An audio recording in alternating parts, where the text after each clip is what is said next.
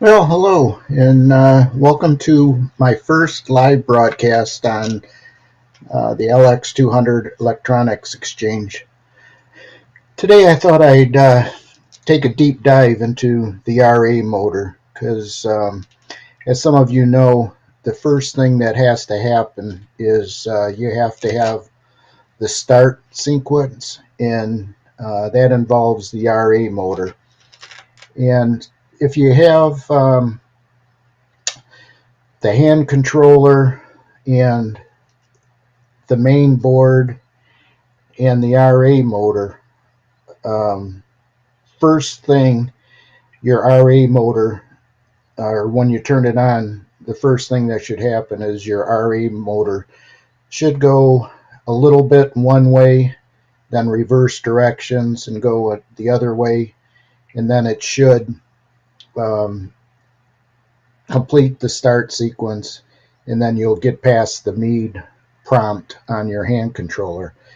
If you don't get past the MEAD prompt on the hand controller, that's when you have to start figuring out what's causing you not to get past that. And the first thing to look at would be the RA motor. And the reason why I say that is if your RA motor is good and you can prove that out, then you can go on to checking out your main board and your hand controller and check that your communications and your cable is good. So first things first is the RA motor. So let's take a look at this. Okay, here's what your RA motor looks like, and what we want to do is right, if I can show you this right up close, yeah, right in there. Here's the capacitor.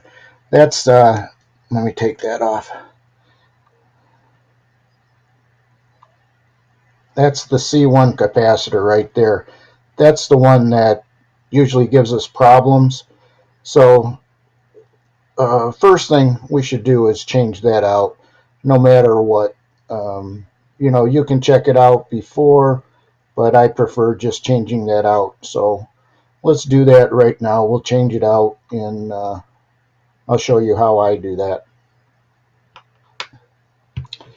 Okay, first thing, we're going to want to pull the board off and just loosen it so we can get to it.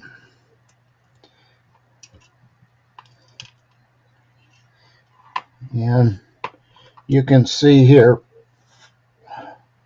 we have a little nylon washer that's behind that makes this stand off. So make sure that you do keep that handy. Okay, now that our board's off, we have to remove that capacitor. And I know some of you like to use the solder sucker, and I have an electric vacuum pump that I like to use, and it seems to do me a lot better than playing around with the pump solder sucker. So first we got to get on there, get that loosened up, and now here's the little secret that I learned is we want to take this capacitor and we want to loosen it up, and she's loose in there. Then we want to push it in further, and then once it's in, I like to just take little fingernail clippers, and with the fingernail clippers I clip off the end, because the way these were put on is they use a blunt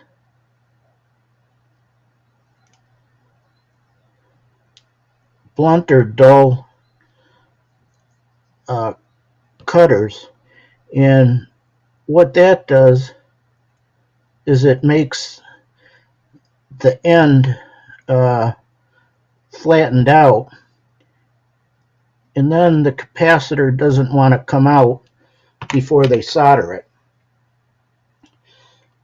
So we have to take that flattened part off so that capacitor will come out real nice and easy. So now we can pull it out. I say nice and easy, but okay, there we have it out.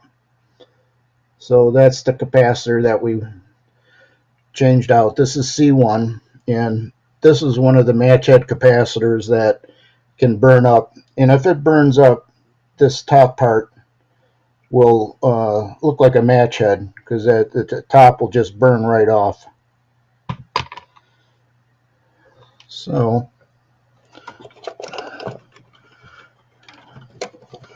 now that we got that off, I gotta find where my new capacitors are. Okay, here we go.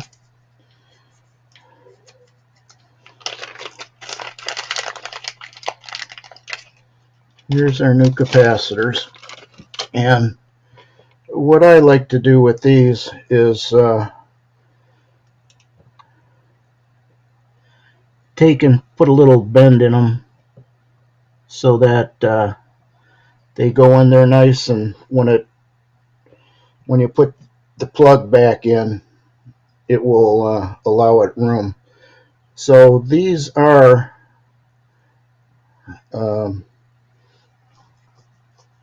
these are polarized, so you have to get the right polarity on it.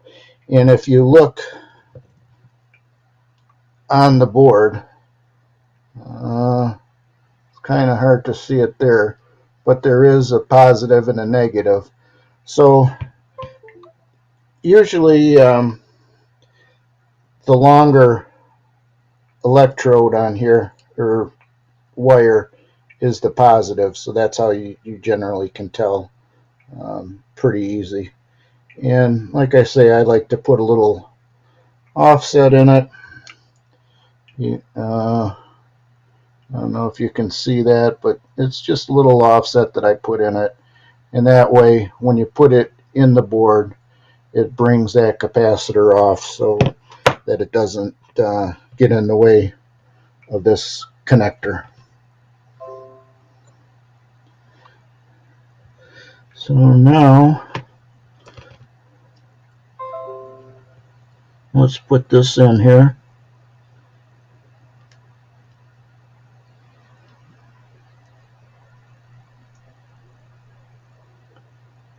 And there, now we got it in.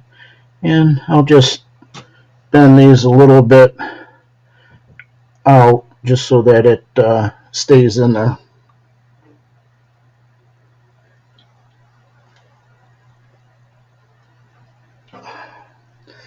Okay, now I'm gonna turn my soldering iron on.